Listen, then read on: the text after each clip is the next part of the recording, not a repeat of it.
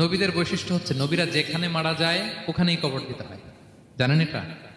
বিষ্ণু ইসলাম মারা গিয়েছেন আম্মাজান আয়েশা রাদিয়াল্লাহু তাআলা আনহার ঘরে, ফলে ওখানে বিষ্ণু ইসলামের কবর হয়েছে। এবং ওই ওই কবর দেওয়া ঘরের ভিতরে আম্মাজান আয়েশা রাদিয়াল্লাহু তাআলা আনহা যতদিন বেঁচে ছিলেন ওখানেই ছিলেন কবরের পাশে। এরপরে বাবা মারা গেলেন আবু বকর, বিষ্ণু ইসলামের পাশে কবর দেয়া হলো, বাবা আর স্বামীর পাশেই থাকলেন। এরপরে ওমরে ফারুক মারা গেলেন, ওনারও কবর দেয়া হলো। কিন্তু এখন তো আর বাবা আর স্বামীর সাথে পর্দা নাই, ওমরে ফারুকের সাথে তো পর্দা আছে। তো তখন তিনি ঘরটা হয়ে গেছে ছোট, তিনটা কবরে অনেক জায়গা স্পেস নিয়ে গেছে, এখন অল্প একটু জায়গা পর্দা টাঙাই দিলেন ওমরে ফারুকের সাথে পর্দা হিসেবে ছোট্ট একটা জায়গায় যতদিন বেঁচে ছিলেন ওখানটা দিয়েছিলেন। তাহলে রাসূল সাল্লাল্লাহু আলাইহি ওয়াসাল্লামের কবরটা হচ্ছে আম্মাজান আয়েশা রাদিয়াল্লাহু তাআলা আনহার ঘরের ভেতরেই।